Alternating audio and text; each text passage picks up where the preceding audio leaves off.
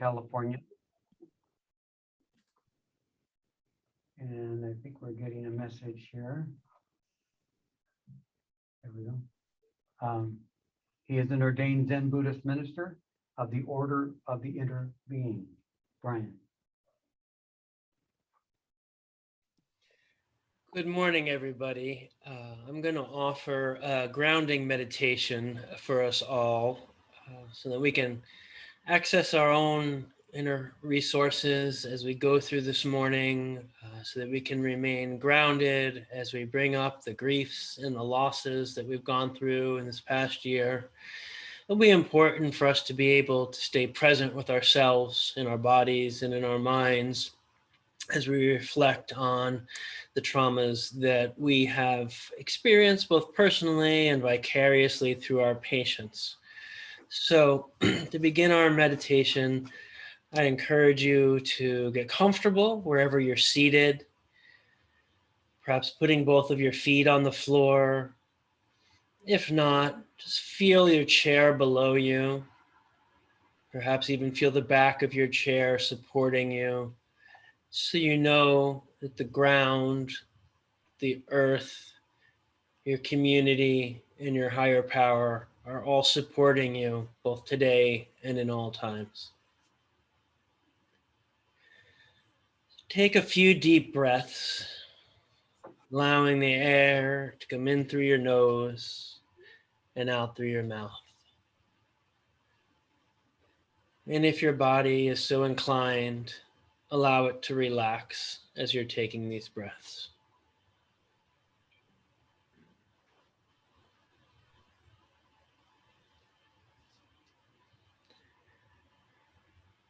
As you're breathing, the first thing I would invite you to do is to call to mind all those people, places, and things that support you. Your family, your friends, your spirituality. Allow those to populate your mind and infuse your spirit.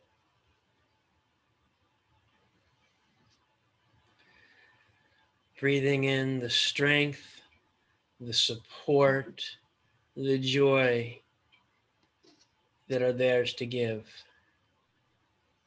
Breathing out the groundedness, the wholeness, and the fullness that is yours to live within.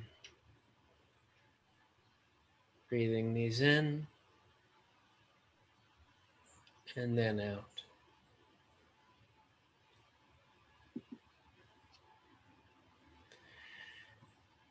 As you slowly become reacquainted with the feelings of strength, support, and groundedness that your family, your friends, your community, and your higher power offer you, I also invite you to call to mind the losses that you've experienced and witnessed in the past 18 months as we've journeyed through this time of COVID.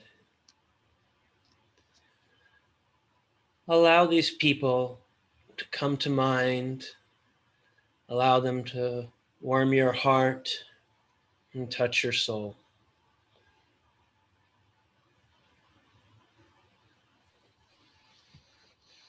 Breathing in the vulnerability, the softness, and the sadness. Breathing out the fullness and the richness of our humanity.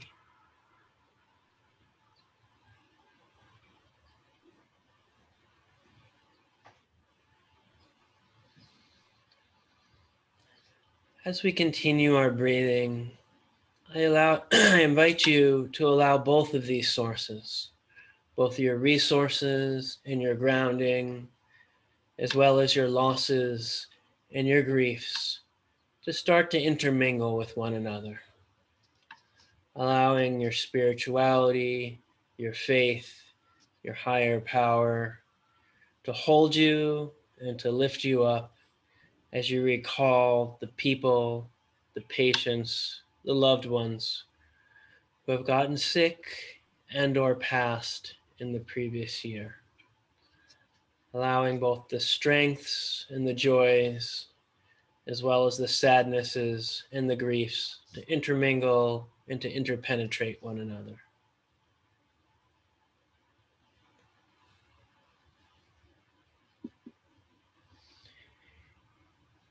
Taking a few more breaths, breathing this mixture in, letting it out, allowing it to infuse your body, your heart, your mind, and your soul.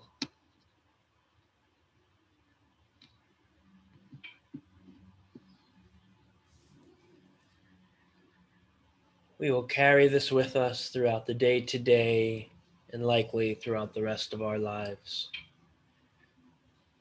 So taking a few more breaths,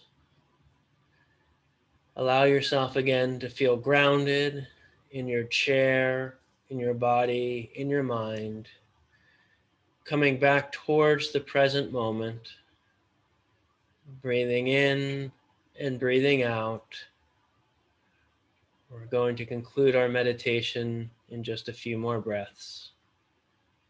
So please feel free to feel the fullness of your mind, your heart, and your body as we join together as a community this morning for the next few hours.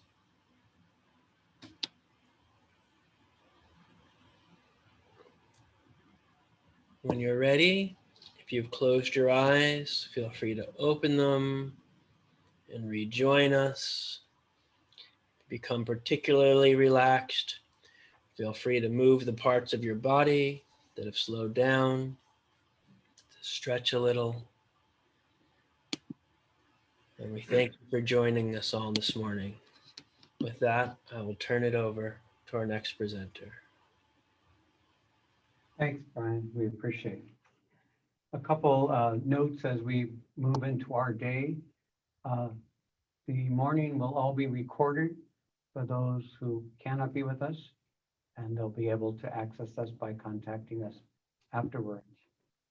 For the sake of the small groups that will happen, we invite you, if your location has something that says iPad or St. Camillus or some other, not your name, it's helpful for our tech person to have a name there. So if you take a moment and change that, that would be helpful for our breakout session. And we invite people to mute your phones and pagers and other things that we might be attentive to each other. And we will be having you mute your microphone throughout the day unless we get to the feedback session, and then we'll invite you to unmute yourself to ask your question and make your comment, and then we'll remute you. If there is a technical issue that you know about, we invite you to call us at St. Camillus Center at 323-225-4461 extension 111, and we will try to respond to that technical issue if we lost you or the sound went bad or something like that. 323-225-4461 extension 111. When we get to the sharing session after the small groups, we're going to ask you to go to the bottom of your screen where it speaks about reactions, and you can put your hand up there, and we'll be calling on you based on your hands up mode. We have broken the groups up in a random of 3 people. And we know that there's some of you that might have just come on and were not signed up earlier. Jai will be leading us in that process, so don't worry, you won't be left out. But if somehow you get in the cyber world, call our number 323-225-4461 extension 111, and we'll try to make sure you're a part of this. Our plan is for the day to end by noon. And our plan is to have 2 segments, 5 to 7 minute breakout break moments, so you can run to the restroom or do your tech moment. And that's just to give us a breather moment before we go to the next section. So I believe those are the housekeeping items. That sound right, my team? Yeah, okay, good. So once again, today is ambiguous loss and grief. And we asked our colleague, Craig Einsmith, to lead us in that. And I just want to introduce our primary speaker today. Craig is an ACP certified educator, a manager of CPE at Presbyterian Intercommunity Hospital Health. He's an ordained minister and teacher of the United Church of Christ. He received his Bachelor's of Arts degree from South Dakota State University and a master's in divinity from Eden Theological Seminary in St. Louis, Missouri. Craig joined the PIH Health team in June of 2016 as manager of CPE. He is the first CPE certified educator hired by that hospital and helped launch a program there. He is married to Reverend Erin, and she is a UCC minister, and they have 2 daughters. So with that introduction, we welcome Craig to lead our reflection.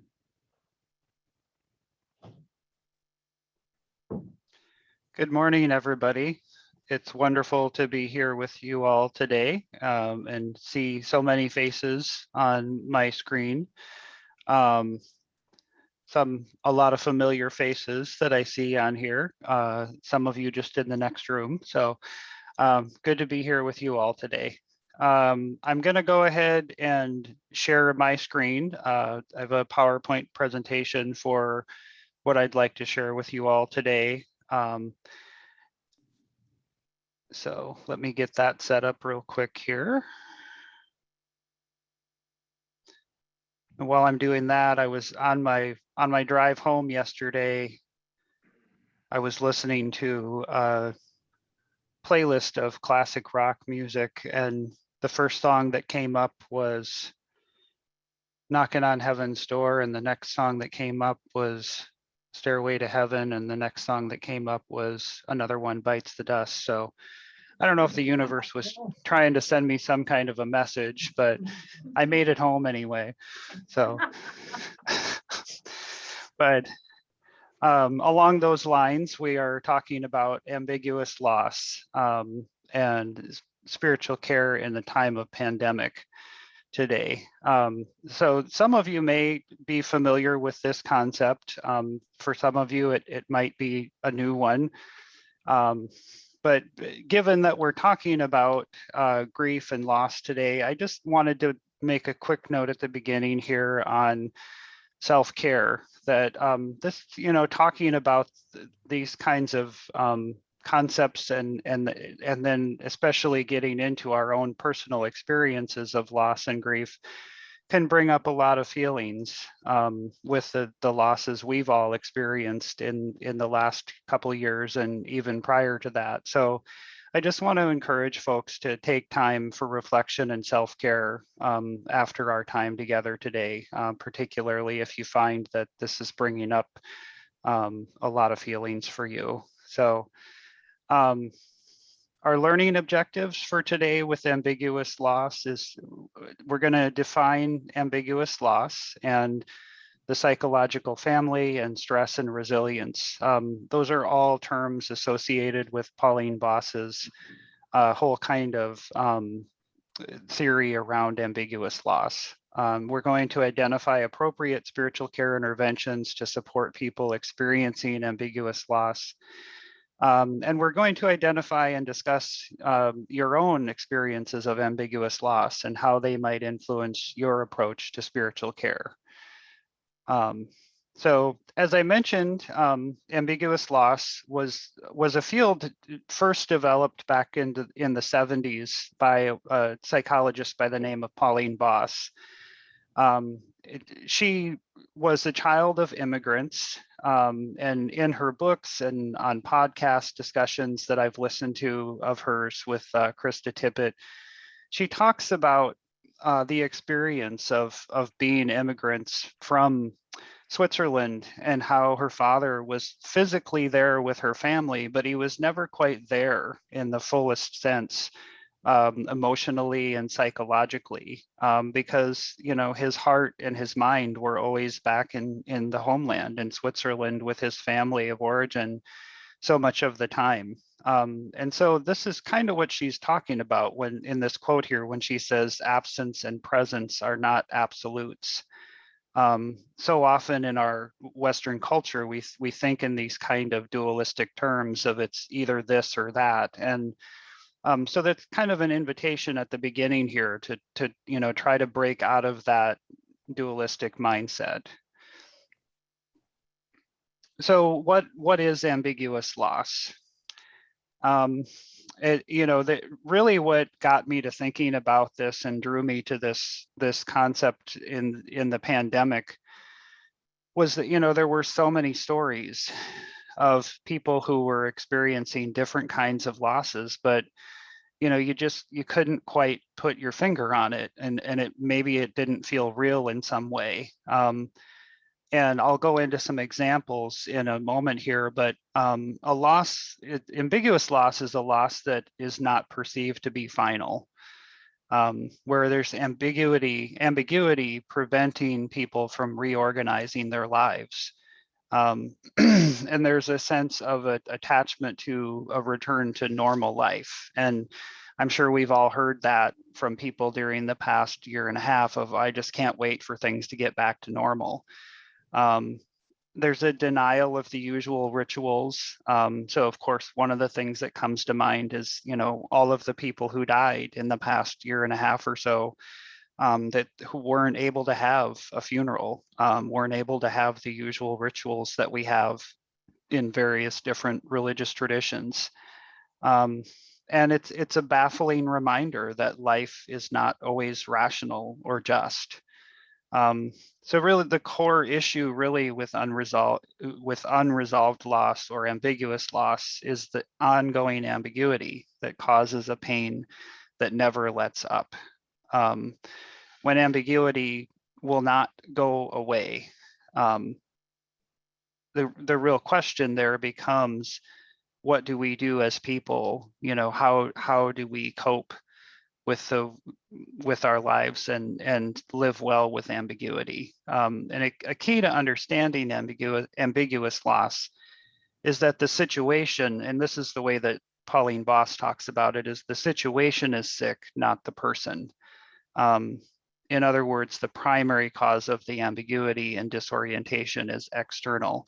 So a quick example of that could be like, for example, the collapse of the tower in Florida. That's a sick situation that ever happened. And so you've got all of these people who have lost a loved one and a body was never recovered. That's an example of an ambiguous loss.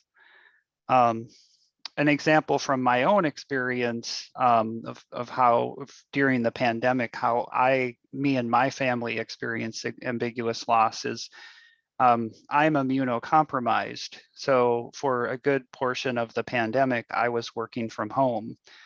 And while I was physically present at home with my family, I was oftentimes psychologically and emotionally absent, because I was so focused on work, even though I was working remotely and I was physically at home with my family. And that was a really difficult, painful period, both for me and for my family. For me, just sort of feeling in a way like I was living this split life, and for my family and, my wife feeling like, are you really there? And so we had to have a lot of, difficult conversations and difficult work to get around to a place to really kind of come back to being where we were in the place where we were. So one of the key concepts that can help us to understand ambiguous loss a little better that Pauline Boss talks about is the psychological family.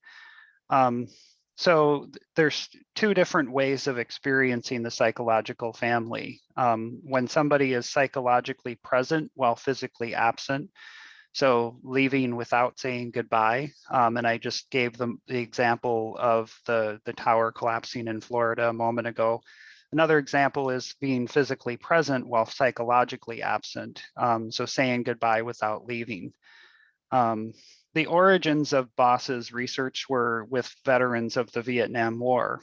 So it was fathers who were physically present, but emotionally and psychologically absent with their families when they came back from their experience of war and throughout their lifetimes. So an example in the pandemic period of leaving without saying goodbye would be the patient who dies of COVID. They're dropped off at the emergency department door by the family member who says, you know, I'll see you in a few days, and they never see them again.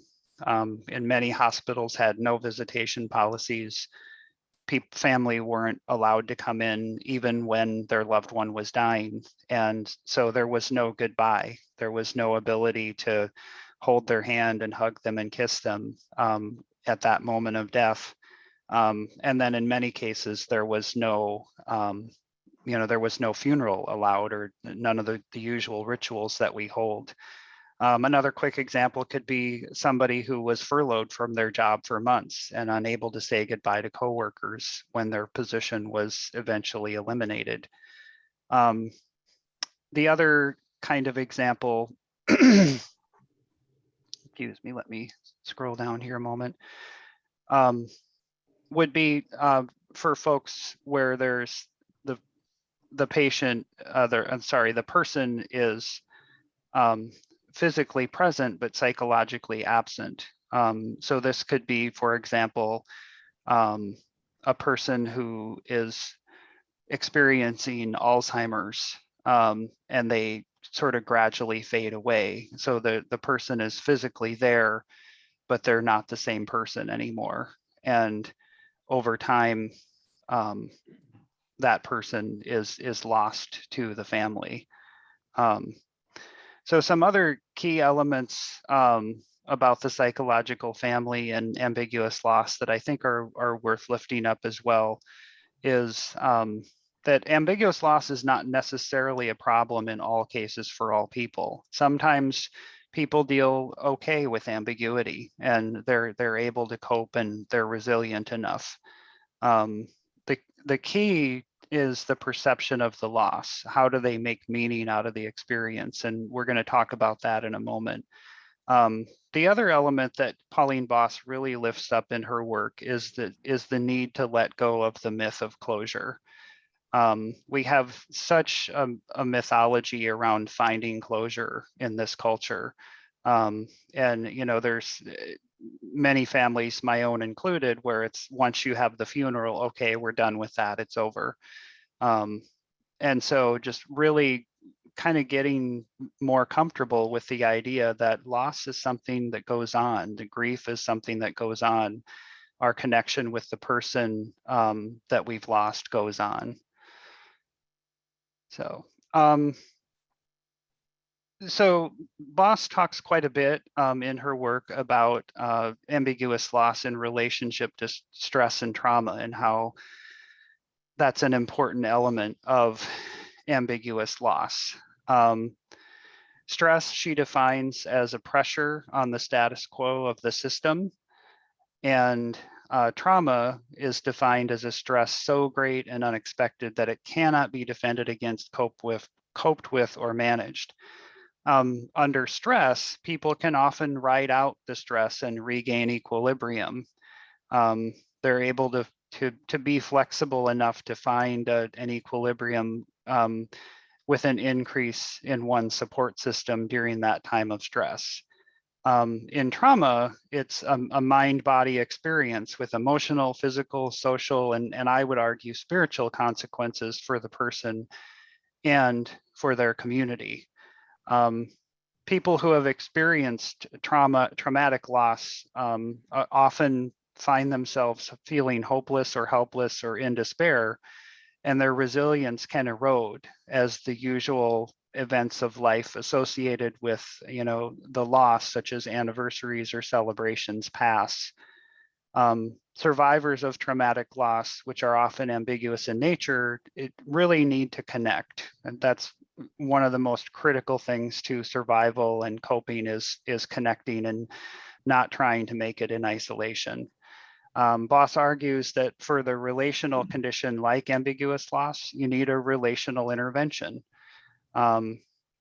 That people need to tell their stories in places where people will hear them, where they feel connected, where they feel seen and understood. And this is really, I would argue, is our work as chaplains. So there's a collaborative approach that's needed, and cultural competence is crucial because not every culture deals with loss in the same way. And we need to provide care for people in the way that they want to be cared for, not in the way that we want to be cared for. So Pauline Boss uses the metaphor of a bridge in a storm with these counteractive forces of stress and resilience, that as a catastrophic force, a catastrophic crisis happens in our lives, it could mean that the bridge could collapse. And resilience means that there's that ability to bend and stretch with the storm. So the next thing I want to say a few words about is how Boss defines resilience in relationship to ambiguous loss. So she talks about the ability to regain one's energy after adversity drains it. It's more than simply bouncing back, which implies regaining the status quo or going back to normal. Rather, it means rising above traumatic and ambiguous losses by not letting them immobilize and living well despite them. And she also speaks to the ability to stretch or flex in response to the pressures and strains of life. So a lot of resilience comes down to one's ability to live with ambiguity, being able to live without absolute certainty. Resilience means being able to hold up over time with conflicting forces, and being able to thrive in the midst of crisis. And this might seem a bit lofty while you're in the experience of stress or trauma, but in Boss's research, she's found that people who come out the other side of ambiguous loss oftentimes come out more resilient people.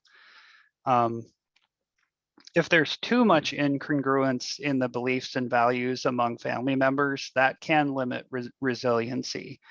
But being able to attribute a shared positive meaning of an experience within a family really adds to the resiliency of that family. So resiliency is something that happens in community, not in isolation.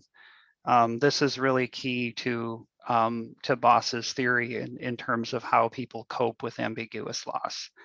Community makes it possible to take turns being flexible and being the resilient one, so that one person doesn't always have to be the one to bear the load and be the flexible one. The goal is not solutions or attempts to fix the loss, but finding a way to walk through the dark while you do it. You can hear in this statement why it takes an element of belief in something larger than oneself to get through these experiences of ambiguous loss. It's important to be non-judgmental with patients who have religious or spiritual beliefs different than our own. We may not make meaning or understand an experience in the way they do, but it's important that they're doing that work.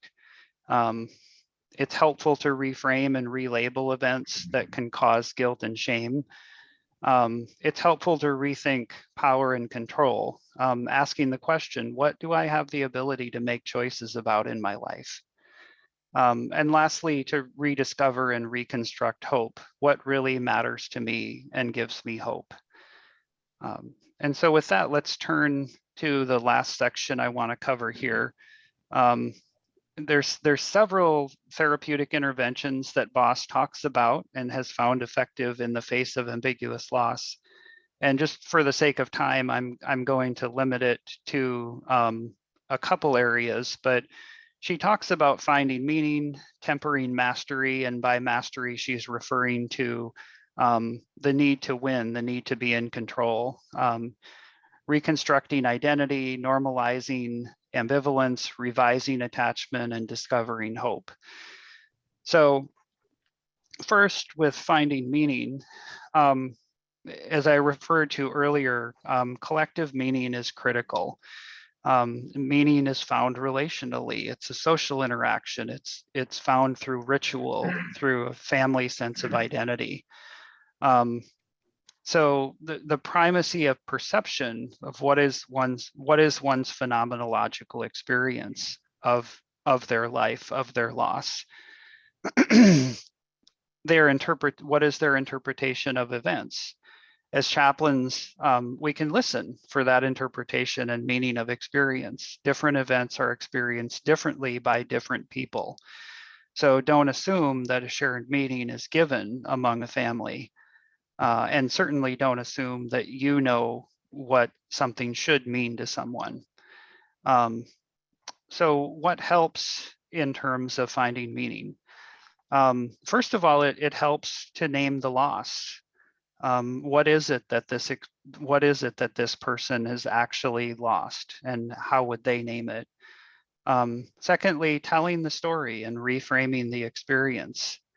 Third, practicing both and thinking rather than either or thinking. Fourth, again, family and community systemic approaches. So, recognizing that the patient's not always going to be in the hospital, that when they return back to their community, it's critical to help them to reconnect with folks in their community. Fifth, religion and spirituality can be a wonderful resource in finding meaning. Six, Boss talks about small acts of kindness. So just those little things that we can do for each other that help to sustain and build that human connection. Seventh, a positive attribution. So what what Boss is referring to here is thinking of something. One example she gives is interpreting an ambiguous loss as an act of God rather than self-blame. So oftentimes when people have experienced an ambiguous loss, say for example, the tower collapse in Florida, they may think of it as somehow it was my fault, even if it's not rational. If my mom told me that she heard cracks in the building, I should have known, I should have told her to get out. It's my fault, I didn't get her out of there.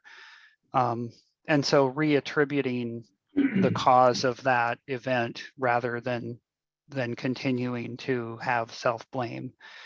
And then lastly, the loss as a sacrifice for the greater good. So for example, she worked a lot with people who had been involved with the collapse of the towers on 9/11. And so of course there were many first responders who lost their lives, and seeing that loss as an act for the sacrifice for the greater good of the community. And also I think that would be important to note here too, is that acceptance of suffering is part of life. This is something that, our Western culture doesn't typically do real well with. There's a lot of attempts to avoid pain and numb pain in our culture. But accepting suffering as part of life is critical in finding meaning. What hinders in finding meaning? One of the things that we definitely want to avoid is keeping secrets. And so along those lines, it's, avoiding the topic, not talking about the loss, not acknowledging the loss, not naming the loss. All of that simply causes it to go on. And then secondly, she talks about holding on to hate and seeking revenge. So of course, if there's, a violent loss perhaps that someone has experienced, spending a lot of time and emotional energy on trying to seek revenge for the experience of the loss only prolongs the experience of suffering. So secondly, I want to talk about another spiritual intervention that Boss covers, which is discovering hope. So Boss defines hope as a belief in a future good, and a hope beyond personal desires brings us to consider the greater good of our faith and family and community. So again, there's a big emphasis on community. So in terms of discovering hope, what helps, again, the first thing that Boss names here is spirituality and faith. And just to clarify a little bit there, and what she's referring to is being able to find meaning more in unanswered questions than necessarily in a particular dogma. So it's that ability to develop more of a tolerance for ambiguity. Secondly, imagining options, creative arts. So these are ways that we can, use different parts of our brain to discover hope. Laughing at absurdity. I know during the pandemic, one of the things that helped me and my family to cope was just watching really silly movies and just laughing together, and developing patience. Anybody who's been through an experience of grief knows that it's not a fast moving process. Redefining justice and working against injustice are ways also to discover hope. So, this kind of falls in the category of what are the things that you can make choices about? How can you live differently in your community? Finding forgiveness. And lastly, ritual. We may not be able to practice rituals in exactly the way that we have in the past, but sometimes developing new rituals can be even more powerful. What hinders in discovering hope? Sometimes we mistake behaviors for hope that really are not. So for example, passively hoping that an alcoholic partner will change their behavior, or frenetically searching for a cure while your terminally ill partner is dying, instead of being psychologically and emotionally present with them to the fullest with the time that you have left. Those are both things that are understandable in different in circumstances, but they're not necessarily hopeful. So, excuse me. So the last thing that I want to cover real quickly as I wrap up here is, thank you, Mark. So the last real quick note here is on the self of the spiritual care provider.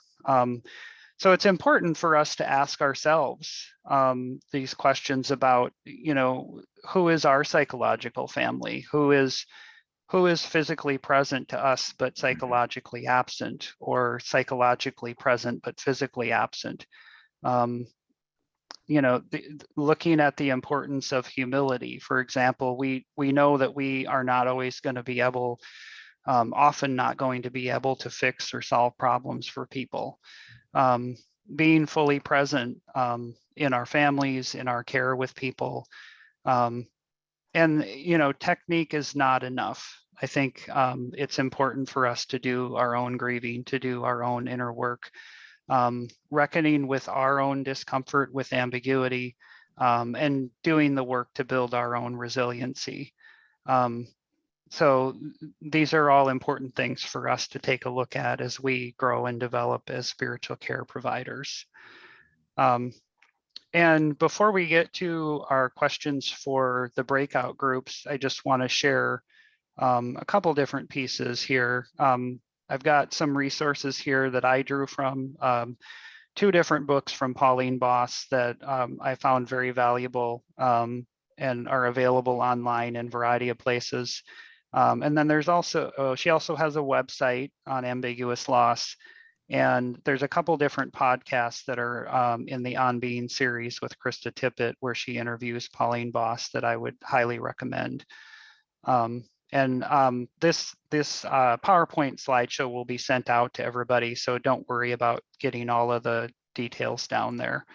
And here's my contact information if you ever have any more questions or interest in discussing this or anything else related to spiritual care. And then here's our questions for our breakout group discussion. So as you gather together for our breakout time, I'd invite you to talk about when and how you have experienced ambiguous loss, what helped or helps you to cope with this experience of loss, and how might this experience inform and influence the way you provide spiritual care with others. So thank you all for your time and attention with this topic today. And I look forward to any questions that you might have after our breakout group times. Thank you, everybody. We want to thank Craig for leading us in this session. Thank you. From across the country. So we're going to, if you are in a room like our group here and upstairs, you're going to just break up in groups of 2 or 3 with the questions. If you're on your own camera, our computer system will arbitrarily send you to groups of 2 or 3. We will gather in 15 minutes. And at that point, if questions or reflections came from your group, we'll invite some of that feedback as well at the moment also to ask more specific questions of Craig. And as he said, the PowerPoint will be sent to everybody that's attending today. So we wish you a good 15 minutes. Just to note the questions again are, when have you experienced ambiguous loss? What helped you cope? And what might this experience inform or influence the way you do spiritual care? So we'll send you for 15 minutes and then we'll come back for a large group process, and then there will be a 10-minute break before the next session. Thank you for being with us.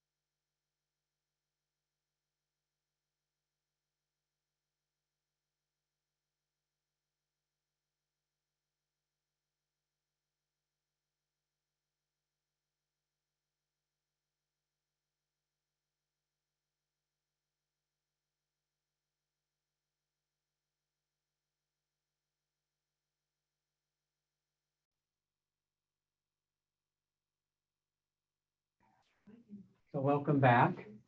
I have unmuted myself, and we hope you had a good experience for that breakout group. We'll be going back to the same breakout group 2 more times. So if you didn't get to finish your thought, there will be more time for that. So what we'd like to do at this time is, as we mentioned before, on the very bottom of your screen, there's a raised hand. And so if you would like to just share a reflection from your group or a question or concept, or if you'd like to ask Craig a specific question based on what he said, we have about 10 to 12 minutes to do that. At the end of that, we'll take a stretch break and then we'll come back for the next session. So I'm going to try to see on the various screens. We're blessed to have 50-some people with us today and 57 screens. And so if you have a question, just go to the bottom and on reactions, put a hand up. And if you're part of a group, make sure someone tell someone to put the hand up, so. Anyone here with, Yeah, we have somebody with a question. yes, we have one person. I just wanted to encourage other people to use this moment to put your hand up so that when we finish with the first one, we can move along. So, Kunsun Park is our first person. Hi, yeah, my name is Kyung-Soo Park, and I'm from Ronald Reagan UCLA as a chaplain resident. I don't have a question so much as an observation. One, first of all, thank you for having this group, addressing ambiguous loss and helping us to understand it better has really been really helpful. One thing that I noticed in our breakout group was that each one of us are experiencing ambiguous loss in one way or another, and we each feel it very keenly. And what I wanted to share is the way that one observation that was made by one of our a gentleman named Jorge. He shared something by Henry Nouwen regarding relating the fact that I think it was from the book Prodigal Son. Jorge, correct me if I butcher this, but ultimately was that in the midst of our loss, that we can find the love that we need in our relationships and our communities, that we don't have to feel like we have to be self-destructive to receive the love that we need in this time. And that was very hopeful for each one of us as we shared our loss. So I just wanted to say thank you to everybody. Thank you. And if you ask a question, do what he said, identify where you're at and what part of the country you're in. That's helpful. Other comments or questions or clarifications?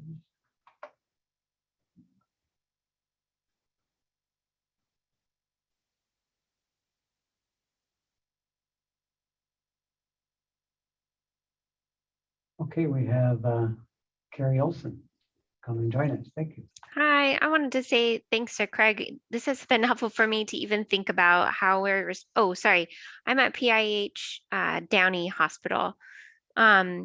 And was just thinking about how important this could be as we think about responding to staff care, as our staff at our hospital experienced so much ambiguous loss and are still coping with it and still having to work. I was looking at some of those responses and how to care and how we can help be community and help people reflect on their experience. It was inspiring to me to think about using it with the staff here at our hospital.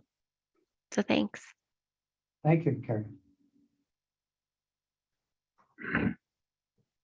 Other statements, questions, clarifications? We have Annie Wells. Yeah, hi, it's so good to see you guys.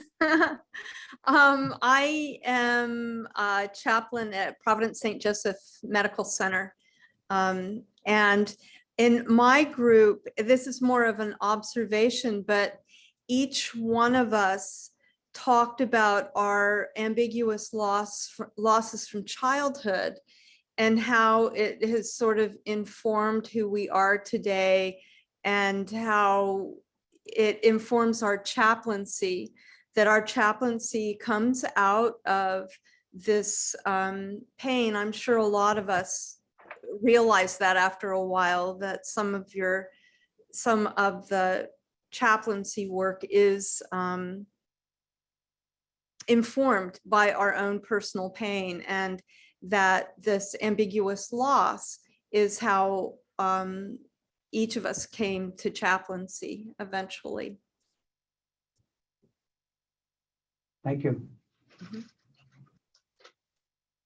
And Craig, if you hear something that you want to respond to, you're welcome to.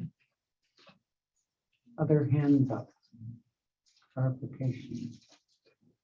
We have had a couple new people join us. So if you missed the presentation, anyone that signed up will receive the PowerPoint, and you can ask us for a recording of the session also. For those who just joined us. Once again, if you're in a big group someplace, someone just needs to unmute you so you can ask questions of clarification.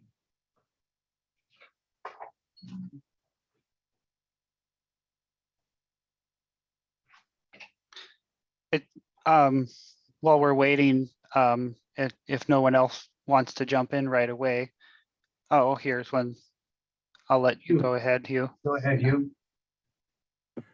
One of the interesting things about our group is we really spanned life from the chaplain's work with newborns and mothers to my challenges with my oldest grandchild, who's now a teenager, to the end of life with a father who was suffering dementia. So one of the lights that went on with me is ambiguous loss is a lifelong experience.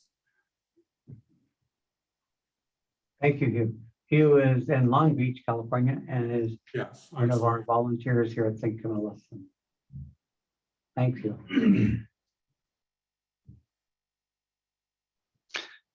I think that's an important point that you raised there, Hugh, is that ambiguous loss is a lifelong experience. And it also makes me just connects for me back with what you were sharing, Carrie, about staff care and physician care. I would add to that is that, you know, this experience of pandemic is even if we're not aware of it completely yet and what it might look like, I suspect that this is going to change healthcare for a long time to come.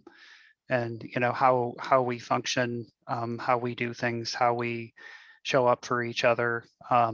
And, you know, that was, I had the privilege of being in a group with, and I can't pronounce his last name, but Chris, you can maybe say John, who was the director for critical care at the county hospital. He's a member of your consultation team there for the CPE program. Go ahead and hit the follow. I think as a host, you can raise your hand.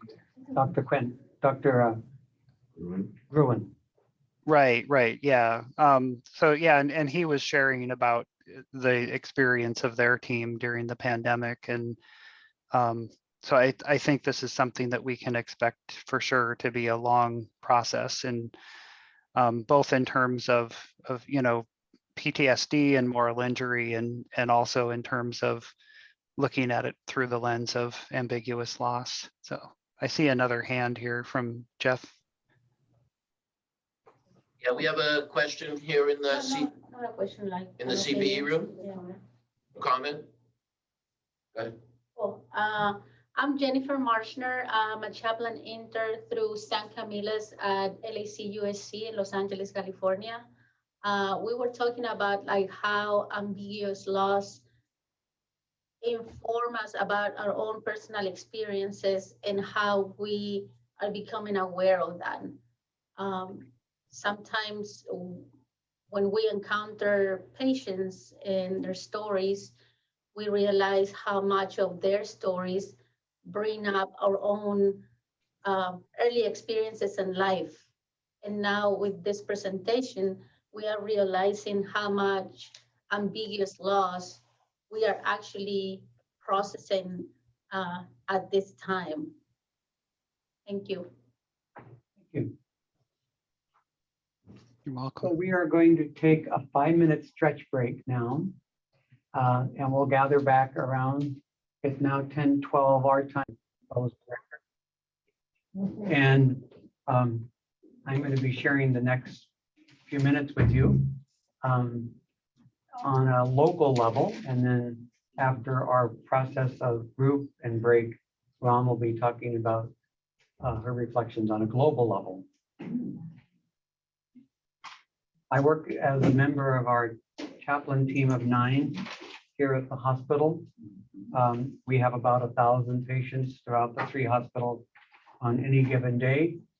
And our experience during the COVID-18 months that we had surges of over 100 a day during July of last year. And then once again, surges in December, January, and February over 200 patients on a daily basis with COVID. Like most people in the world, both in hospitals or homes or places of worship, our lives have been changed forever because of masks, social distancing, testing, and vaccines. As I shared some of my reflections, I invite you to be conscious of the questions that we'll ask you to hold during the breakout group.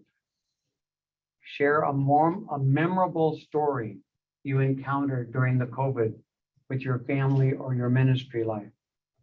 And how has this story changed the way you look at the world and you engage in spiritual caregiving? There were days that I anointed more than 10 people who were about to die. All of those with PPEs, all of those with families, and many with ambiguous loss. One of those stories that stand out most in my mind is I was called to a compassionate excavation of a person with COVID. It was a Spanish-speaking Catholic family. And when I arrived, there were two, because they were only allowing 2 family members at the moment of death, to be sitting outside the glass room. They were in total grief. The sobs were very loud. The pain was very real. It was the patriarch of their family that was about to be excavated compassionately. They had not seen him since he was dropped off, like Craig mentioned earlier. Now they were seeing him, but they were still 3 feet away from him. They were not going to be left into the room. So as I gowned up in my PPEs, I poured a little bit of our Catholic oil on a paper towel, and I entered the room. The patient, an RN, and myself. The RN had prepared an iPad. There was a cell phone. And so connected by way of telechaplaincy, 3 feet away, the patient's family in grief wailed. And other families downstairs were on the iPad. And other family members were on a Zoom. In that moment, my sense of being overwhelmed took me to tears and took me to prayer. I knew I was a connection for this family disconnected. The nurse paused and we laid hands and we anointed with oil. And as I do at the end of that moment, I invited the family from far away and 3 feet away to extend their hands. It was one of those sacred moments that when I reflected on later in the evening, I was honored, we are honored as chaplain to be the ones that are often touching a person in their last breaths. Their grief was so loud and so real. It led me to tears. Their love for this husband and uncle and father and friend. By telechaplaincy, they were able to say goodbye, that they loved him. But there was some ambiguous loss there. They wanted to hug him. They wanted to wish him all their hearts had. That night when I cried, there was the ambiguous loss of incompleteness, of frustration with the system, frustration with the pandemic, and frustration with those who do not see this pandemic as real. In my own personal life, my year began in December 2019 when at the beginning of the month, my brother had a open heart surgery. 7 days later, my sister Yvonne died of a heart attack. And 7 days after that, my other sister had a heart attack and a stroke. It was only a few months later that one of our colleagues here, Father Bob, went over to one of the hospitals to see a doctor, had a major stroke, major heart attack, and died. And then COVID hit us all. We are blessed here at St. Camillus, and I hope in your places, where each day we gather for prayer and reflection each day. And each day we try to have time during lunch and after lunch to process where we are in the midst of our grief and ambiguous griefs. And as we gather those feelings from the doctors and nurses, as well as the family and the patients. Since January of this year, my family has had 7 losses, and I have presided over 7 funerals. My niece went into the hospital on the 3rd of January. 3 days later, as she began to have surgery, the testing made her positive. And her sisters who dropped her off never saw her until 4 hours before her death. I was privileged because of our colleagues at that hospital to see my niece once a week. Those moments reminded me of all the deaths that we as chaplains experienced, and I had. It was feelings of anger at how this could be happening. Feelings in which, when my brother died just a few weeks ago, feelings of his wife and his 2 kids who keep on saying, where is he? He was just here. That ambiguous loss of a presence that has been ended. That brings up other ambiguous loss, as we've shared here this morning, that needs to be brought into the experience. My family has gathered every Monday night since the beginning of COVID. We pray together, and then we just chat and talk. I've seen more of my cousins in this last year than I did in many years before. And I pray that one of the side effects of COVID year is that we keep those relationships going. And I know that that's true for many, many other people. I know a family who pray every day, every night, 6:30 LA time. People come in from all parts of the globe and they say prayers together every day since COVID started. One of the gifts that I have been reflecting on about this COVID year is from my own Christian Catholic tradition, the experience of the cloud of witnesses or the cloud of community of saints. For each time we do the prayers of the dying, we experience that opportunity to name the saints, those cloud of witnesses, our elders, our patients, our teachers who have gone before us. Father Bob is more clear in my life now than those 20 years that I worked with him. As I ritually mention the names of scripture and history, I add to those names Yvonne and Bob and Jeannie Marie and Norma and Sue and Jeff, Julian and Frank. One of the gifts of ambiguous loss for us, I believe, as chaplain, is that we get to daily name the loss, feel the loss, go through that wonderful CPE process of where am I feeling mad or glad or sad or afraid or disgusted or surprised? How do I integrate these losses into my daily life?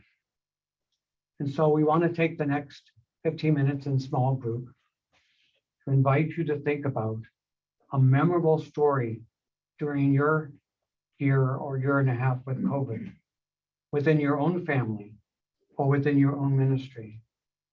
And how has this story changed your view of the world or your engagement in spiritual care?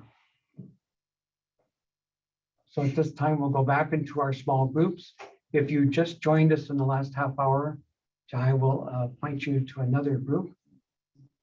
And we'll gather back in 15 minutes at 10:45 our time for a group sharing and then another break before our final session.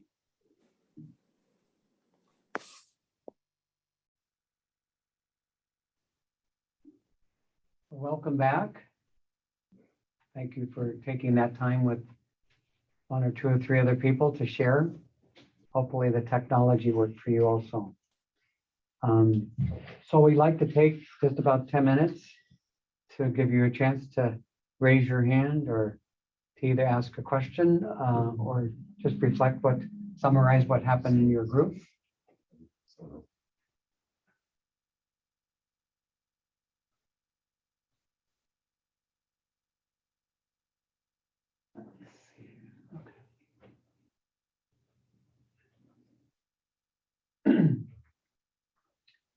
We have Celia.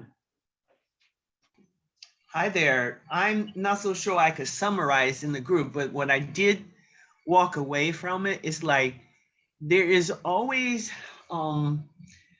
blessings and gratitude at the other side of grief in a way that, so if we didn't have happen this way, maybe this thing won't happen. So I'm grateful for that. I listened to the two other people's story. I come away with this. So thank you. And where are you calling from? I'm calling from, well, right now I'm sitting in the classroom with PIH Health in Whittier. Oh, Yeah. Okay, thank you. Welcome. Other comments or reflections? Is Jorge? Yeah, I just kind of want to share, just following what Celia was saying. I wanted to share a story that happened to me with COVID. So yeah, my name is Jorge and I'm from Cedar Sinai, chaplain intern. Great. So for the most part, when COVID started, I wasn't able to really experience much of it because I was at the seminary, quarantine, locked down completely from the world. So I was in a little bubble. But last winter during our break, there was a close family that I met through church. They had lost their father. So pretty much the story was that dad wanted to go to Mexico. And in Mexico, he got COVID. He went to the hospital. He died a few days later. He wanted to see a priest, but because he had COVID, nobody could see him. Half of his family was here in America. The other half was over there. So when he finally passed away, they actually just gave him the ashes to the family. They just, here's the ashes, that's it. So the family in Mexico was trying to have a funeral for him, and unfortunately, many churches said no to them because he had died from COVID, as if the ashes were going to spread COVID.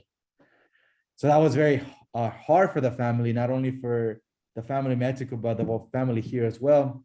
But by divine providence, they finally, after going to so many churches, they were finally able to find one that was actually named after him. They had the same name. And the priest there said, absolutely, we can have the funeral here. We can wait for the family members in America to come. And that was just very, very peaceful for my family, friends here in America, to finally be able to have a church that was named, had the same name as a dad, and finally be able to find a place where they can actually have a funeral for him. So anyways, just want to share the story. Thanks, Jorge.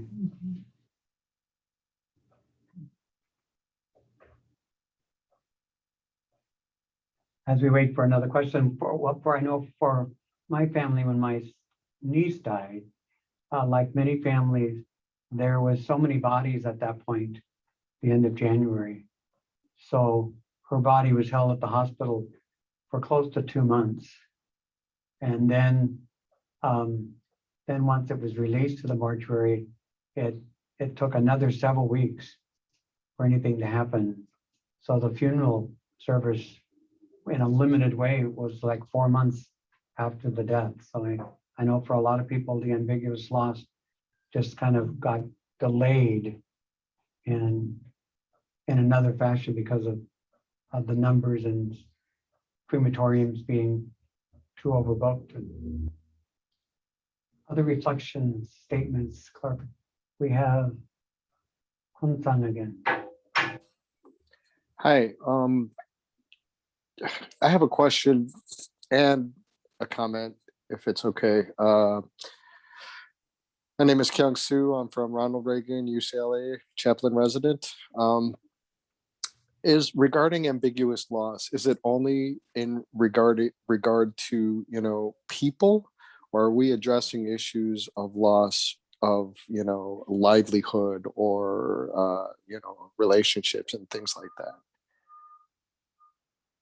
It's all of that, and I'm gonna let Craig respond. Yeah, absolutely. It's not necessarily just in loss of people and you know, in terms of death. In fact, in the last breakout group, we were touching on this of all the different kinds of losses that people have had in the last year. And you know, so it could be, you know, another example that comes to mind is, you know, somebody who gets furloughed from their job during the pandemic, and they're for months they're furloughed, and they're sort of in this limbo of, well, am I going to get my job back or not? And eventually their position is eliminated and they never go back to work, and they never have a chance to say goodbye to their workplace and to their colleagues. And so there's all those relationships that come to an end without a goodbye. And the job comes to an end without any kind of the normal rituals that we have when somebody leaves a position, that, you know, maybe their colleagues take them out to lunch or they have a party or something. And so that's, you know, just one other kind of example of a type of ambiguous loss somebody might have had in the last year or two, or it could be any time in your life. But yeah.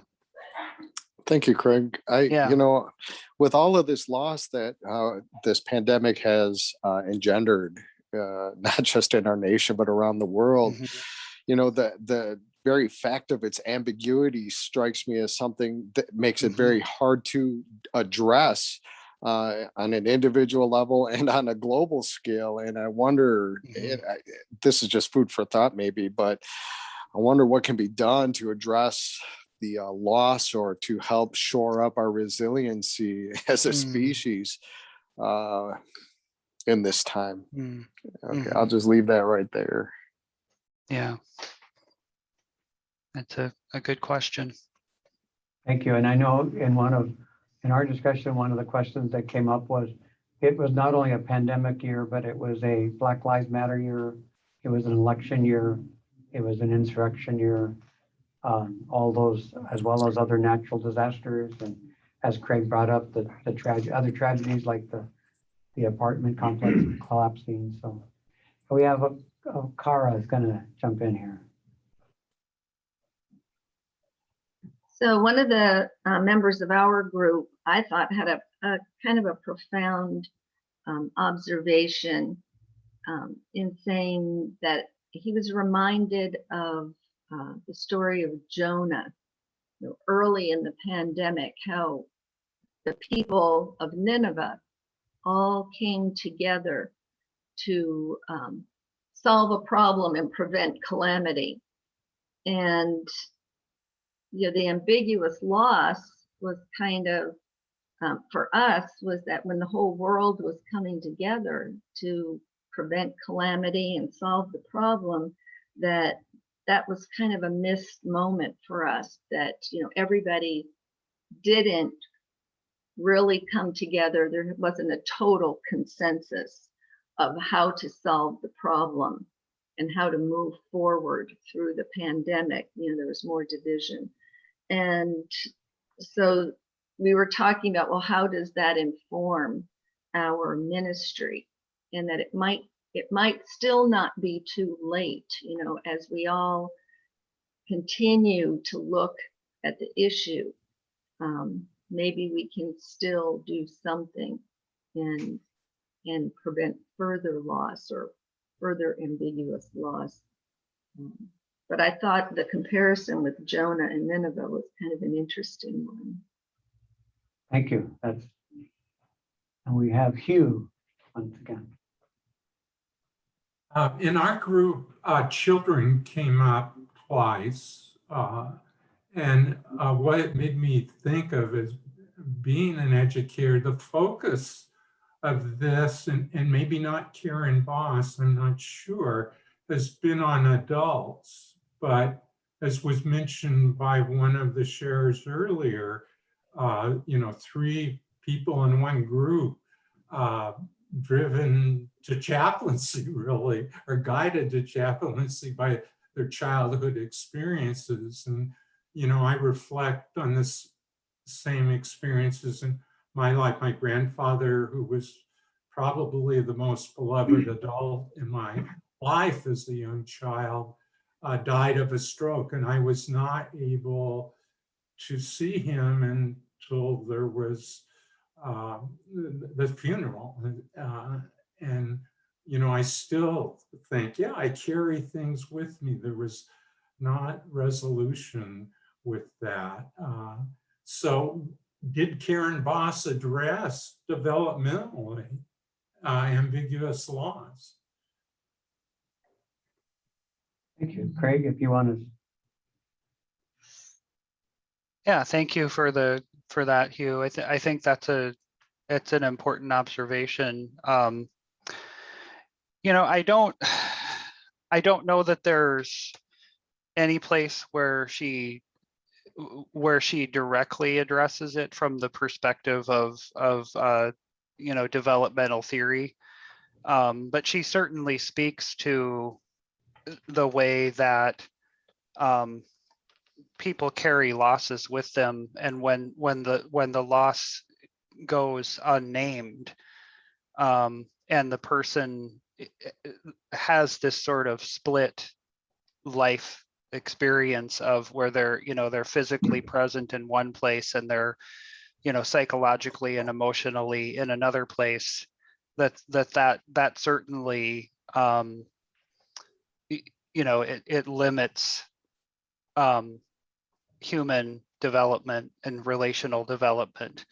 It's sort of one of the examples that she gives of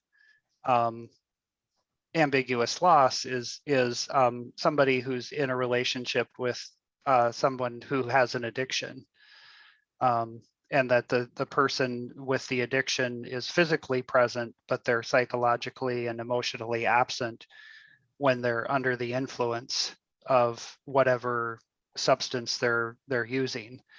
And one of the things that we know, from addiction studies is that when somebody becomes addicted and they're using a substance, that the process of their emotional development stops at the point where that abuse of the substance and the addiction begins. And so it's very similar in that respect, I think, with ambiguous grief and loss, that as long as you go through that period where you're not naming the loss and you're not dealing with the ambiguity of what you're going through, your development process is, at the very least, it's slowed.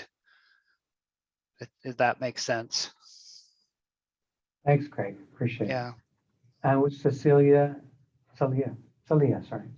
Celia, yes. There's something I wanted to add to it. There's a kind of loss that we haven't talked about, is intergenerational. It's a trauma at the intergenerational level. Could go so deep and sometimes it has nothing to do with my generation, but it comes from the history. And I see that is my job as a spiritual caregiver is to help patients naming them. It takes a while to name all these things that sort of kind of floating around. I call the ghosts in the room. And that is the number one piece of work. You know, it's about naming things. So I really appreciate that. You know, it's whether generational has to do with the Holocaust or whether slavery, the whole bunch of things that's in us, that's deep buried in ourselves. Yeah. Thank you so much.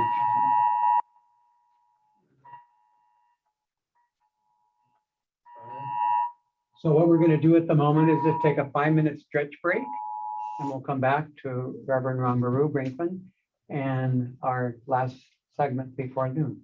So we'll take 5 minutes, stretch your legs, have a glass of water, cup of coffee. Glass of wine. South Asians from all over the world, you know, that have left India and gone to different parts of the world. So many are here in the United States without religious communities. So they seem to gravitate towards our religious tradition. So in August of 2019, not at all knowing what was coming, I got this idea that I would like to start a little lay chaplain training program, kind of like Stephen's Ministry or something in my religious organization. And so I set a target date for April 1st to 2020. And I created a little modified curriculum, modeling it after the CPE program, and started to advertise this thing I called Karuna Care Education.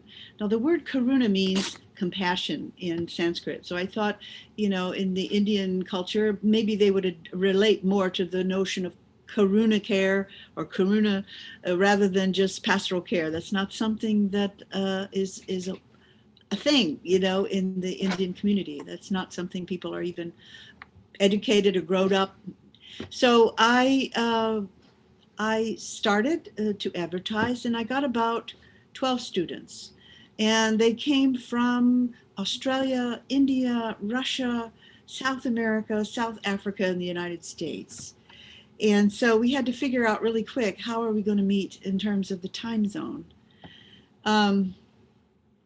Many of the people, these students, they were working full time. So they didn't have a lot of, you know, time, like 300 hours of clinical practicum.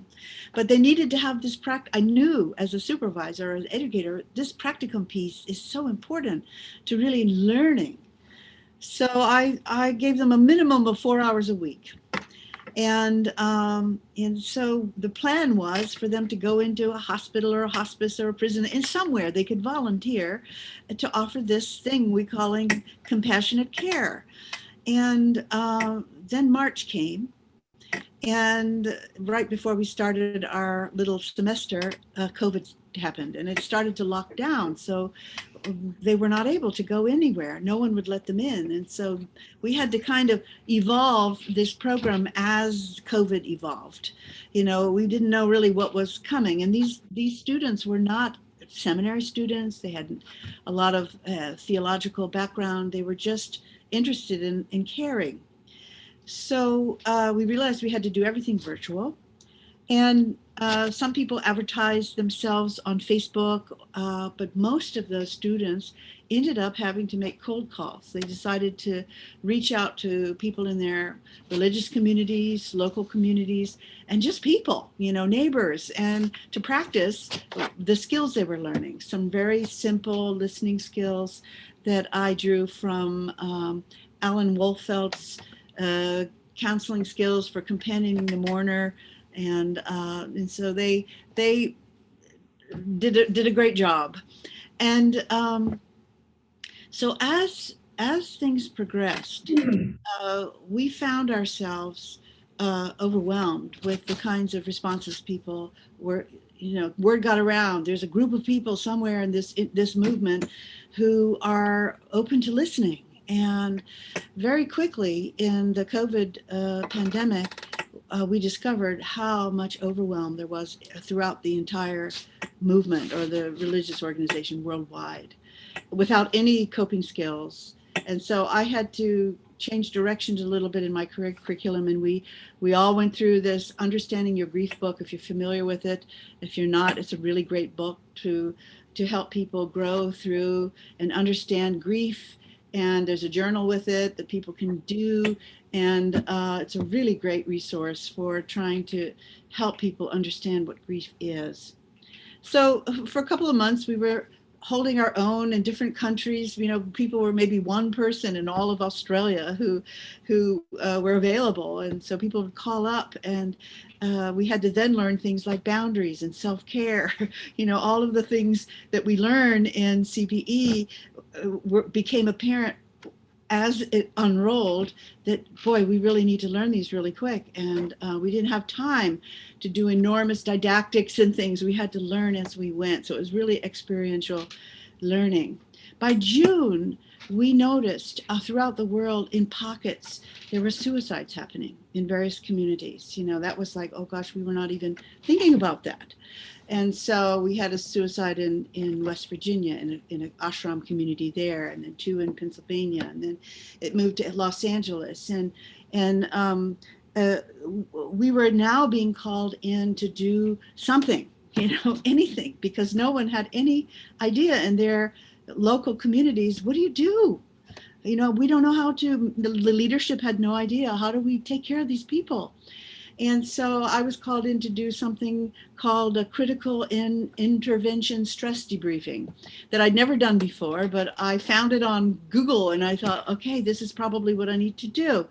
And so I was having my students learn by watching me do this thing called a critical incident debriefing. And we had outlines and notes so that they could be ready to do that in their own communities around the world. It was very dramatic in terms of having to learn in an environment where you're in an emergency and you've got to rise to the challenge. We had a couple of very loved international leaders die that shook the foundation of our religious community. One was a Indian-born Bengali leader who came to America to support, apparently at that time, India wasn't, the COVID hadn't really hit there. So he came to America to support the American students and got COVID on the plane. And when he hit the ground, I guess in, I don't know if it was Florida, he was struggling, went to the hospital and died very quickly. And the students weren't allowed to come, they couldn't go in. And of course, this is the ambiguous grief we're talking about. They could sit in the lobby, but for our tradition, being present at the moment of death is so, so important, to be able to sing our prayers and to chant and to sprinkle Ganges water and do all these things that we couldn't do or they couldn't do. And it was very, very troubling, because in our scripture, in the Bhagavad Gita, there's this one verse that says that if a person surrenders unto me, I will protect you from all dangers. Do not fear. So this was very hard for people to get their head around. How is this possible? You know, this great spiritual leader could catch COVID and die, and die not only kind of an inglorious death, but how could they die without any companionship? And that was a huge shift in trying to understand, where is God in the middle of all of this when he promises to take care of us and protect us from these kinds of things, or so they thought. So there was another one that had been a British-born person who had become the head priest of our international headquarters in Bengali. He got COVID as well. And the entire world of our religious order had met him from going on pilgrimage to this international headquarters. So he knew everybody, and everybody knew this person. And of anybody you would imagine, you wouldn't think that he would get COVID, and he got COVID. But this time, the world was ready. You know, people started to videotape because they realized the other leader was causing such an incredible confusion and loss not to be able to even see the person and to bring closure. So every inch of the process of his having COVID was video recorded, and people around the world were watching. As many as 600 people at once would be on Zoom having a prayer vigil while watching him in the process of going through COVID. And that went on for several weeks until he finally died. And the thing that helped the most, back to the ambiguous grief, was even in the video to be able to accompany and watch the procession as they processed to the Ganges, which was where our international headquarters was, and build the funeral pyre for cremation that happens on the banks of the Ganges. And so you had like thousands of people watching and participating just through Zoom. And then you had 4,000 people on the ground participating in the building of the fire and the rituals there. So this brought up an entire question in people's minds. Where is God present? We had always understood that through our rituals and prayers that was kind of an armor, a protection. And we started to have a dialogue internationally in our religion about where is God and what is spiritual care, and are all these prayers really there to prepare us for these moments, or are they really there? Are they there to protect us from those moments? And so we found ourselves as a little team trying to be present and being called in for all these different debriefings wherever they were. And a lot of people reached out. We developed a website. We created a button that was a get help button because there were so many people wanting to talk, and they didn't know who to go to. So they would come to us. We had a little referral system. They could put their name, their time zone, their language, and one of us would reach out in 24 hours and respond. But over time, we realized too that we could not manage the capacity of the people who needed help.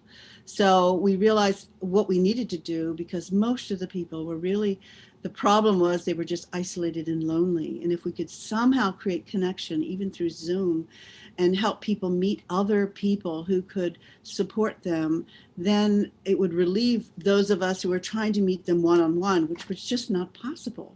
So we created something called a resilience group on Zoom that met every week for 90 minutes on Sunday, and then we had one on Tuesday that addressed the different time zones.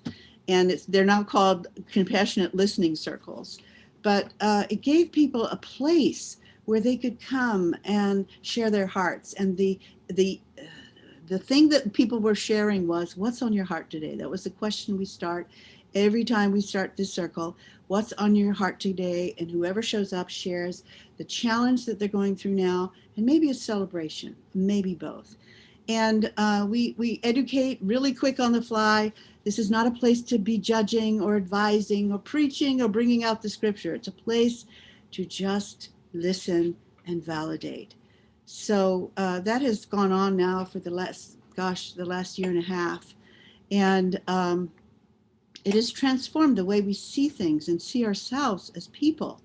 And we've been invited into an international global initiative to be part of now a global healthcare team. Psychotherapists and licensed clinical social workers who are part of our organization now have come out of the woodwork. Yeah, we want to be part of this now. This is such an important thing, the mental health of our members, something that never was ever seen as important until this COVID thing happened. And so we got so big that we couldn't really do the small group CPE model anymore. And so this last year, what we've been doing are 4-week, 2 hours a week for 4 weeks, 10 hours, large group Zoom educational events, just to change the culture and inform people about what grief is and why it's important to be emotionally aware and sensitive to the other members in the movement. And upcoming course will be about trauma, addiction, and complicated grief and how they connect. We thought if we could just raise the awareness that much just by educating people, it would go a long way for people now to make sense of pastoral care, which is totally foreign to the people in my religious organization. So simultaneously, I had a student who was Spanish bilingual, And we got the notion that we would take these courses and create PowerPoints and scripts that she could translate into Spanish. And while I was teaching English, she would teach simultaneously for the Spanish-speaking world. So while I was teaching, you know, people who spoke English in other parts of the country, she spoke to anybody in South America, Spain, and then I would jump in off of after my call and field questions through a translator. And so it's just grown in such a huge awareness that's brand new. It's something that, you know, nobody has ever spoken about. A suicide, that's a taboo subject. You don't talk about those things. You would never admit as a spiritual practitioner that somebody would commit suicide. You know, why would they do that? Because you have a religious practice and that solves all your problems. So, you know, it was a wonderful thing to see that people now started to acknowledge that we are human. You know, we're not jumping from ignorance to divinity. It's a long process. And so we created things like You have a suicide. 2-minute warning. Okay, suicide support groups using Alan Wolfeld's suicide grief. He has a handbook and a manual how you can lead groups, divorce grief support groups, and most recently we have created something called ISKCON Hearts. Hearts stands for Holistic Emotional Relational Awareness and Training and Support. And so we have this now collaboration that is international, where we're creating a resource website where people can go and find resources and learning. We created a Patreon page where people who can't attend courses can come and learn on their own. And our hope is that we will create some kind of handbook, or we will write together a book that will address some of these things so people can, it becomes now part of our culture. So I wanted to lift that up because it made me realize that there's so much we can do outside of our professional environment. You know, we're teaching people to become board certified chaplains. But what we're learning, or what I'm learning as an educator, is that you don't need to be a seminary graduate to learn some skills to be a caring human being. And this is what I believe the world needs more and more, is to somehow change the culture from impersonalism to creating heart connection and relationship. And I don't think you need a PhD to do that. I saw these people could comfort people just with simple listening skills and a caring heart. So I'll stop there, and we want to go into the breakout rooms. And what I'd like you all to talk about and imagine, I mean, it's kind of a moment to imagine, because I had no idea what was going to happen if I started this thing, you know, this Karuna Care education. It just morphed. And now it's become an establishment that I kind of can't get back in the box. It's gotten bigger than me. But I would like you all to imagine a little bit about what you might do. Maybe you can see some things that you are learning in CPE or in your chaplain training that you can now bring into your local community. So the questions are, as you witness the COVID pandemic unfold globally, what stories had the greatest impact on you? I know we were watching on TV and social media and stuff. What were some of those memorable stories? Share a story from your local neighborhood or community that touched your heart during the COVID pandemic. And finally, how might you extend spiritual care insights and skills beyond your professional setting, like in your neighborhood, your religious organization, or any other group that you are affiliated? So I'll be eager to hear what you come up with when you come back. We'll be coming back at 11:40 our time, and you'll be going back into your small groups.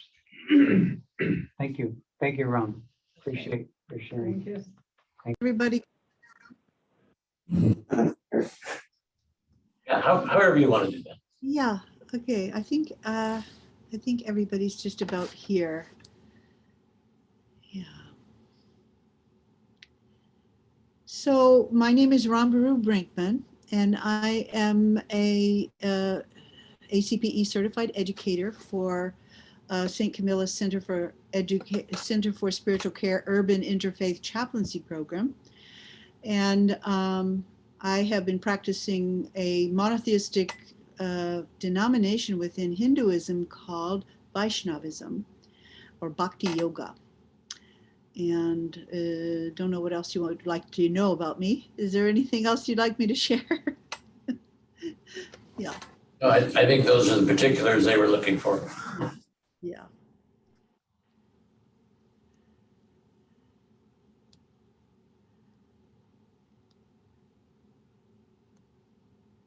So Chris? Yeah, we have Jaime with a question. First of all, hey, Chris, it's good to see you again. I'm inspired with how you created this network, allowing, you said, ordinary people basically to be able to reach so many. And thank you, Annie, for encouraging me just to share similarly, recognizing the layers and the pervasiveness of trauma, not just individual, interpersonal, historical, and on and on. I'm working towards getting certified as a traumatic incident reduction facilitator trainer. It's a very powerful trauma-specific, efficient methodology that does not require advanced degrees. It certainly is based on chaplain skills of being present and having compassion, but adding some skill set. And I would just, I'm joining with you, and then there's such a need, let's create something.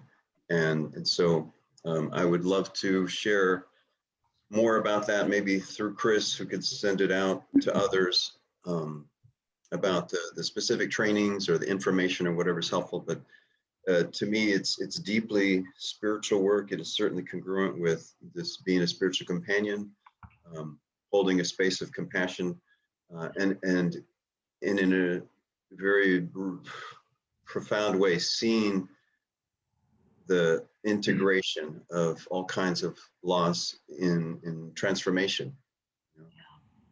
So thank you for that. Appreciate it. Other hands, other hands up.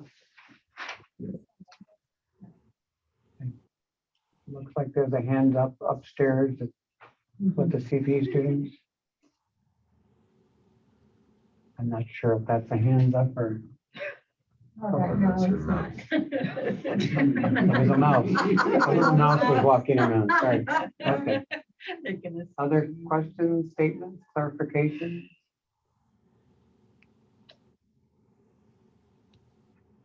Really appreciate, Ram, your. I have a comment. So we have a comment here. Okay. My name is Nick Jordan. I'm a staff chaplain here at St. Camilla's, LAC USC.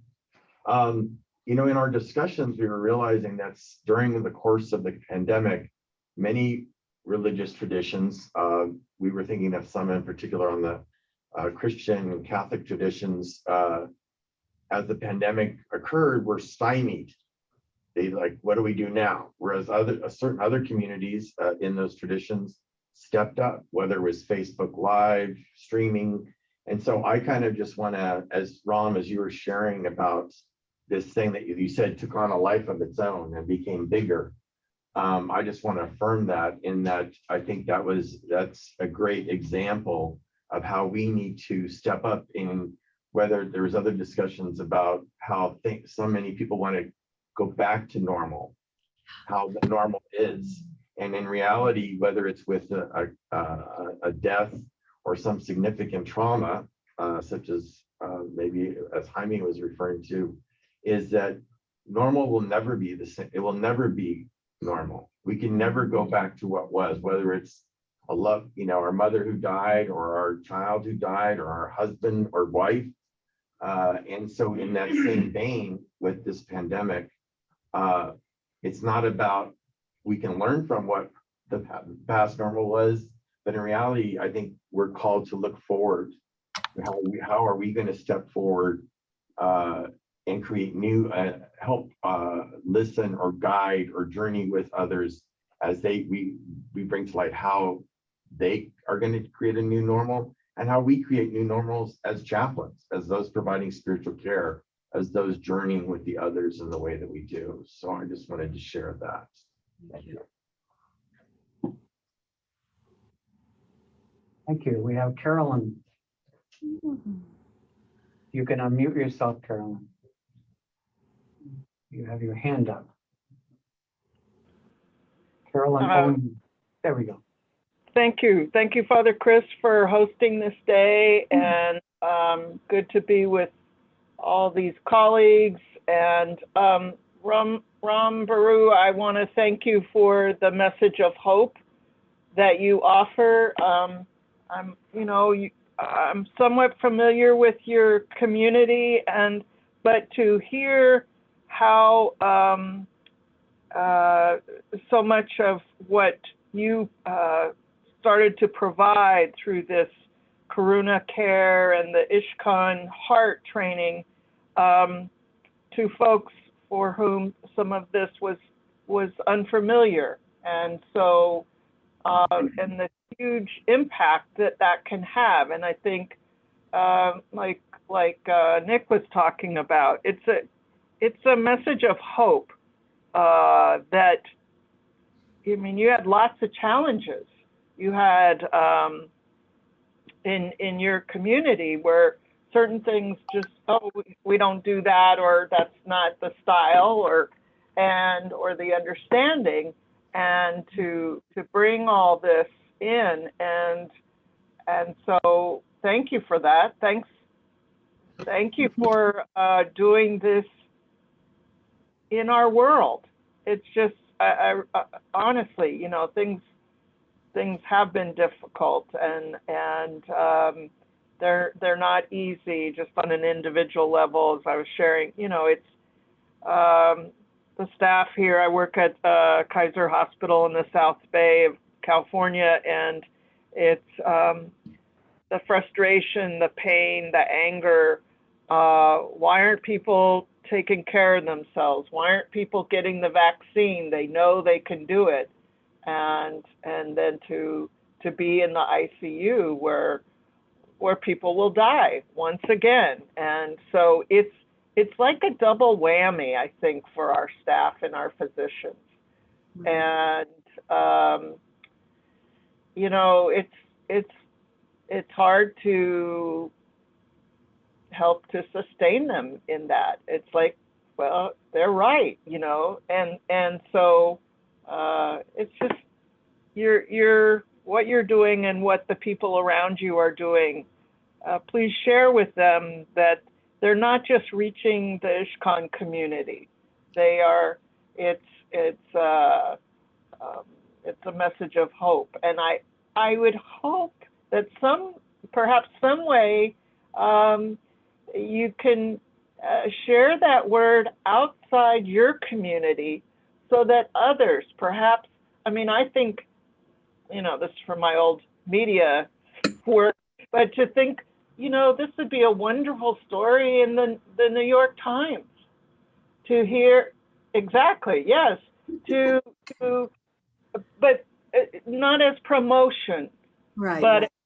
But as medicine, and not as medicine, but as food, as, you know, healing. It's a healing. So I send my love and greetings across the miles, and again, thank you. I will carry this, and to Craig, thank you for your words. This has been a healing day, and those of us who are doing this work, we need that. So thank you. Thank you, Carolyn. So nice. Thank you. We're going to switch around to take a few minutes here as we get close to noon to talk about takeaways from the day. So I'll let you lead that. We'll do 5 minutes, and then we'll move to our closure. Thank you, Chris. Well, at this moment, it's really helpful in terms of integrating what we've done in the last few hours to take some shares of what we've learned. What are we taking out of this room? You know, you've heard 3 presentations. You have talked to different people. You've shared your hearts with each other. What are some takeaways that you're taking with you when we finish in a few minutes? We'd like to share for 5 minutes. Yeah, Wendy. You're muted. I Yeah. unmuted myself. So hi, I'm Wendy Steinberg. I'm a CPE educator in Newport News, Virginia, on the coast, out on the East Coast. And Ron Baru and I did some training together back in the day. And so I was very excited to be able to be part of this. But one of the takeaways that I got is that coming together with people that I don't, for the most part, except for Ram and my students, I don't know, yet we can share these very wonderful moments of things that have happened in our life that I have found to be life-giving and very special to talk about some of the things that happened over the course of the 2 years, both to remember both the tragedy, but also those tiny moments that can be very special and life-giving as well. Yeah, thank you. Yeah, other thoughts? It's always good to consolidate your learning by sharing what you learned.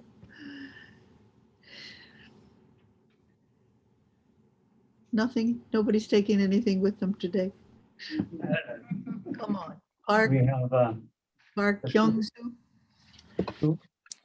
Hi, thank you, Rambaru. I really appreciated hearing how lay people are providing spiritual care to one another. I think that's so encouraging. And that actually spoke to a question I raised earlier regarding how our nation can heal, how the world might heal. And I hope that your work continues to grow and that maybe others would be able to access that kind of, you know, a set of guidelines or training. So, whoops, I'm sorry. I'm late. All right, I did. That's all right, you're busted. All Yeah. right, Okay, you can I'm lay laying in down, it's bed, but I have an Self-care. excuse.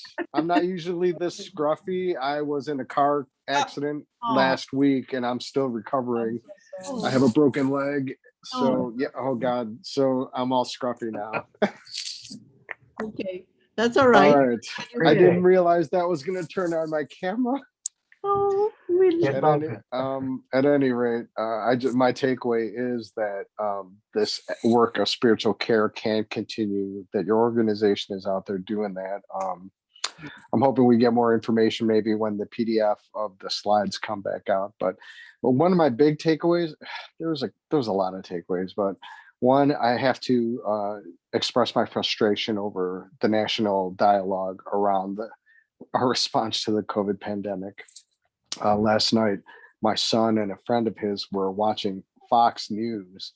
And every time they said something that I knew was narratively incorrect, I would get upset and they would start giggling. I was like, what are you doing? And they said, oh, we're watching. And I was like, why are you watching Fox News? And they said, oh, we're just watching because every time they say something that's not true, we're kind of laughing at it. We're having fun with this. So I don't know where I was going with that. Sorry. I'm going to blame the meds. Okay. Thank you.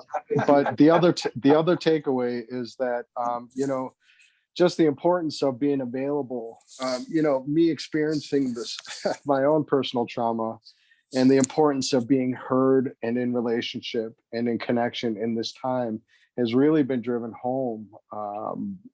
And just to have everyone in this forum, especially, naming the ambiguity of our grief and our loss has been very helpful for me. So, okay. Thank you so much. Thank you. Elizabeth Gibson. Yes. Hi, my name's Elizabeth and I work at LAC-USC Medical Center as a chaplain with a focus on palliative care. And what really, so much good material, and I'm very grateful to everyone who not only shared the teaching, but also stories and their experiences. It's been very connecting for me to hear from all of you. what my takeaway is, and it's definitely something on the like the smaller scale of this big picture, but just hearing that when somebody is lost in a substance abuse disorder, that renders them essentially physically present but psychologically absent from their family or their circle. And I think of how people have come to end of life, especially in COVID, but end of life in general, and how treacherous that makes the grieving process for their family and even the decision-making process for them and their family. Having this lens of ambiguous loss and grief really helps me think about some ways to enter in and open some doors in terms of how I think I could connect with people as they make their way through that process. So I'm very grateful for that takeaway and for today in general. Thank you. Thank you. Anyone last takeaway before we go back? We close the shop. Any one reflection? There's hope. That's my last. Okay, that's Do fine. we have one here at the CPE at LAC? Okay. Oh, is that okay? Mhm. Okay. One of the things that I took a little bit of a note, like thankful, I'm a new intern chaplain. This is my second CPE unit, and I am very grateful that before the pandemic, things were more like in person, and we have learned through trial and error how effective technology can be. RAM has provided the last 2 CPE units, at least in my case, and one for David. Everything has been online, and it has been effective. We have not missed her physical presence with us, even though we would like to have her, but technology has been at the service of all of us. So it's amazing. The silver lining. Thank you. Thank you, Jennifer. Okay, so we'll go to, is it Brian? You're going to close us out? Just a note, everyone will get a copy of the PowerPoint, and we'll also send a brief evaluation out so you can make comments as we prepare for next year. So thank you, Brian. All right, so a final prayer to close us out today. Yeah, take a breath, take a moment of contemplation and reflection, and we'll offer these intentions. Allowing those we have lost in the year past and those who have supported us during these times to inspire us and infuse our hearts, we offer our gratitude and our griefs to our friends, our family, our community, and our spiritualities. Let us move forward with open hearts and an open mind, knowing that those we love and those who love us will continue to accompany us in body and in spirit. Amen. Amen. I want to offer a final thank you. I want to thank Father Chris and St. Camilla Center for Urban Chaplaincy for hosting our event today. I really want to thank Rambaru Brinkman for organizing the event and guiding us through all the preparation. Thank you so much to Craig for a wonderful presentation. And thank you again to Ram and Chris for your presentations as well. They're much appreciated. And thank you finally to Jeff for being our tech guru today. And thank you to all of you for joining us today. Your participation was integral to the success of today's events. Blessings and have a good afternoon. Blessings. Yeah.